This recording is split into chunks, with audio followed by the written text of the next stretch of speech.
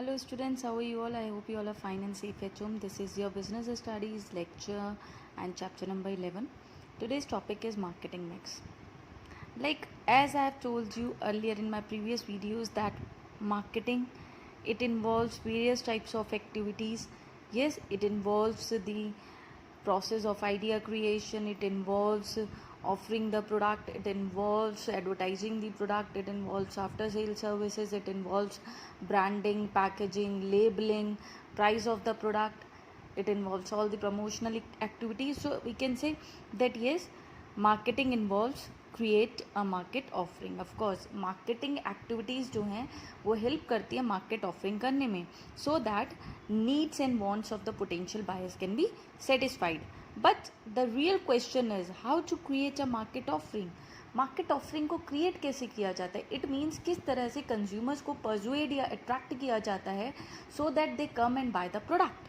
Yes, let us say a profitable business opportunity is seen by some firm in the field of producing soft drinks.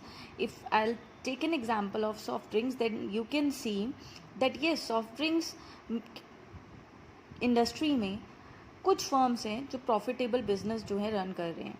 Yes, they have developed their new brand. उन्होंने अपने soft drinks का एक brand बनाया है. They have taken number of decisions, बहुत important decisions लिए हैं. Collaboration किया है फॉरेन मैन्युफैक्चरर के साथ. अलग अलग कंट्रीज़ में जो है सॉफ्ट ड्रिंक्स को प्रोड्यूस किया जाता है. Yes, and they have also taken decision whether to produce for the local market और for a wider market, what will be the features of the new product and so on. So all these decisions are being taken by the soft drinks manufacturer.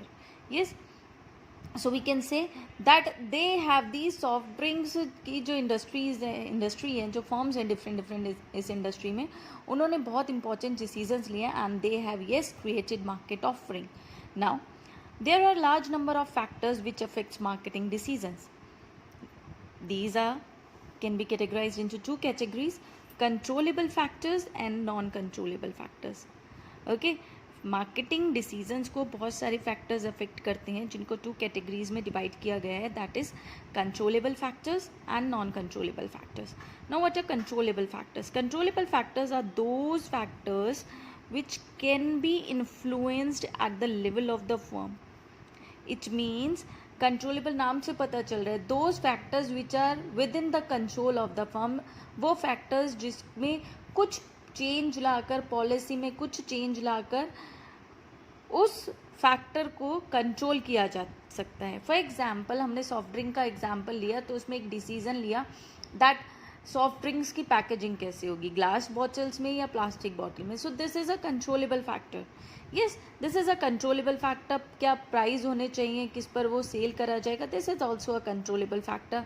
What would be the distribution network, how that particular soft drink will be distributed, this is also a controllable factor. Yes, so there are so many factors which are controllable.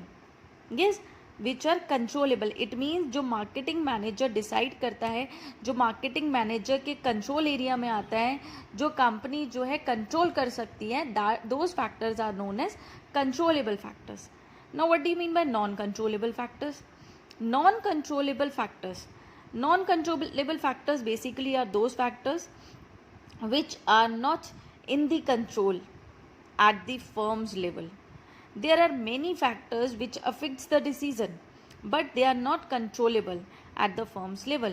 These are known as non-controllable factors. हम business environment की बात करते हैं जब, then those are non-controllable factors, or we can say environmental factors. For example, here it's written the definition that there are certain other factors which affect the decision but are not controllable at the firm's level. These are known as environmental variables. For example, अगर हम political factors की बात करें, government policies की बात करें, legal environment की बात करें, या फिर हम social factors की बात करें, so these are not in the control of the firm. So these all are known as non-controllable factors. Now those factors which are within the control of the firm, जो controllable factors हैं, जो controllable variables हैं, यही controllable factors जो हैं marketing tools बनते हैं. These controllable variables become marketing tools. Of course uncontrollable तो उनके कंट्रोल में ही नहीं है फर्म के, तो वो किस तरह से उन फैक्टर्स को लेकर, उन पॉइंट्स को लेकर मार्केटिंग कर सकते हैं? नहीं कर सकते। जो फैक्टर्स फर्म के कंट्रोल में है, विद इन द कंट्रोलेबिलिटी है, उन्हीं फैक्टर्स को लेकर जो है कोई भी फर्म अपनी मार्केटिंग स्ट्रैटेजी जो है प्रिपेयर करता है या मार्केट ऑफरिंग करता है। Okay, yes. For example, price is in the control of a firm, तो क्या हो सकता है? अगर सेल्स कम है तो प्राइस को कम करा जा सकता है ना। Similarly, marketing is in the control of a firm, तो प्रमोशनल एक्टिविटीज़ की जा सकती हैं, ब्रांडिंग की जा सकती है, पैकेजिंग एंड लेबलिंग को चेंज किया जा सकता है, एडवर्टीजमेंट चेंज किया जा सकता है, so that everything can come to increase, everything can become a basis to increase the profit of the firm, as well as organizational objectives can be achieved. So the combination of all these variables, कौन से variables? जो controllable variables हैं. So the combination of variables chosen by a firm to prepare its market offering is called marketing mix.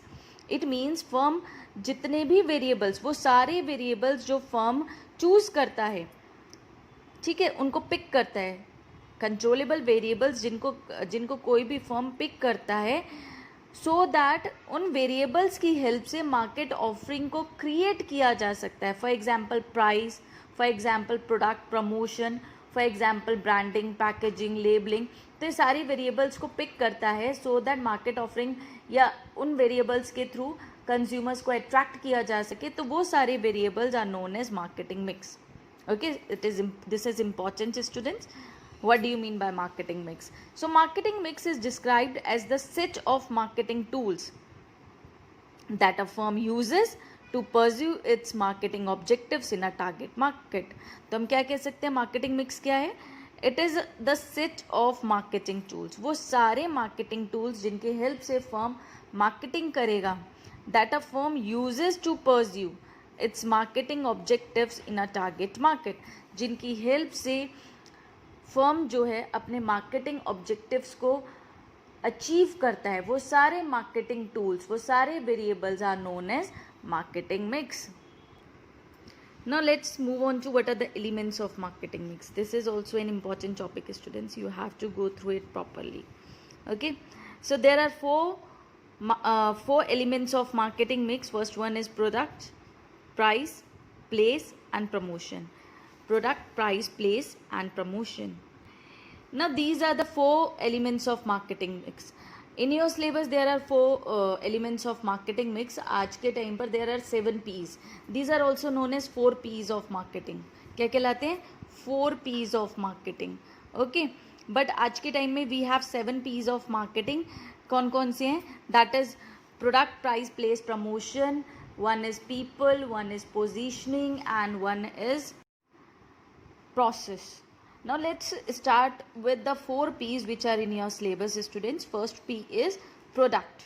As you all know, what do you mean by product? Product क्या है? कोई भी good, कोई भी service, anything that has a value, anything that can be exchanged for a medium or that can be exchanged for money. Yes, जो कि offer करी जाती है मार्केट में for sale. So product is anything which is offered to the market for sale. For example, you can see there are number of products at your home. There are number of products in the market which are being used for sale purposes in the market. So all these goods and services, for example, lots of chips, toothpaste, soaps at your home, durable goods, semi-durable goods, consumer goods, electronic appliances, everything. Or if we'll talk about services, then teaching, banking, insurance, hotel, yes, or we can say hospitality, aviation, all these services also comes into the category of product. So anything that can be offered for sale or anything that has a value, good or a service, is known as product. See, lots of examples are also given in NCERT book, so you can go through it as well. Like an example is given of Amul. So Amul offers number of food products like Amul milk, ghee, butter, cheese, chocolates, etc. So all these are known as product. I know you know what do you mean by product. So the concept of product, ये जो concept है product का, it not only the physical product as mentioned, अगर हम marketing की बात करें तो प्रोडक्ट सिर्फ एक कमोडिटी नहीं है, प्रोडक्ट कोई चीज़ नहीं है, बल्कि जब कस्टमर्स को इस प्रोडक्ट को ऑफर किया जाता है तो कस्टमर को उस प्रोडक्ट के बेनिफिट्स बताए जाते हैं. It has not been told that this is the physical product available in the market. No, in fact, customers को उनके बेनिफिट्स बताए जाते हैं, कस्टमर्स के पॉइंट ऑफ व्यू से उनके बेनिफिट्स को ऑफर किया जाता है. For example, like here also it's given that toothpaste is offered to the public, to the customers by telling its benefits, है ना. उसको बताया जाता है that this is used for whitening, claim किया जाता है, अलग अलग क्लेम किया जाता है. एनर्जी ड्रिंक्स, आपको एनर्जी मिल जाएगी. ये अप्लायंस परचेज करोगे तो ये आपको फीचर्स मिलेंगे, ये कार परचेज करोगे तो ये फीचर्स मिलेंगे. सो कस्टमर्स के बेनिफिट, कस्टमर्स के पॉइंट ऑफ व्यू को ध्यान में रखते हुए मार्केट ऑफरिंग की जाती है. यस, और हम यहाँ पर प्रोडक्ट की बात क्यों कर रहे हैं, क्योंकि इन्हीं वेरिएबल्स को लेकर मार्केट ऑफरिंग करी जाती है. प्रोडक्ट को लेकर, प्राइस को लेकर, प्लेस को लेकर प्रमोशन किया जाता है. इट मीन्स कि कंज्यूमर को अट्रैक्ट करने के लिए, परसुएट करने के लिए ये 4 P's जो हैं इन पर सबसे ज़्यादा ध्यान दिया जाता है. Okay, the concept of product also include the extended product और what is offered to the customers by way of after sale services, handling complaints, availability of spare parts, etc. Of course, we have discussed this in previous videos as well, that product के बारे में ही नहीं बल्कि product को offer करने के बाद, cell होने के बाद भी कौन कौन सी सर्विसेज कस्टमर्स को दी जाएंगी या फिर उस प्रोडक्ट के साथ कौन कौन सी सर्विसेज रिलेटेड हैं. अगर आप कोई एक प्रोडक्ट परचेज करते हो तो इट मीन्स आप आफ्टर सेल सर्विसेज भी परचेज कर रहे हो, आप कंप्लेंट्स, ग्रीवियांसेस अपने जो है कंपनी को बताने के लिए ये प्रोडक्ट भी परचेज कर रहे हो, आप वारंटी गारंटी भी परचेज कर रहे हो. So everything is being like sold from the points of view of the customers. So these aspects are very important, particularly in the marketing of consumer durable products, for example automobiles, refrigerators, etc. The important product decisions include, product decisions क्या include करते हैं, उसके features. of course आप कभी product को अगर advertisement देखते हो या कुछ भी आप परचेज करते हो, आप उसके फीचर देखते हो, उसकी क्वालिटी देखते हो, उसकी पैकेजिंग, उसकी labelling and branding. So product element includes in itself features of the product, quality of the product, packaging, labeling and branding of the product.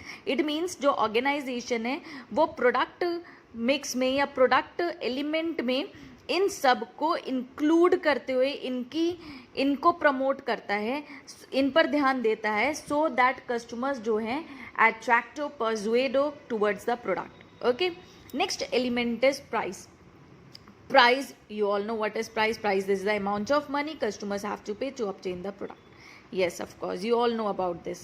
अब marketers जो है not only they decide about the product mix, not only they decide about different things of the product, but they also decide about what should be the price of the product.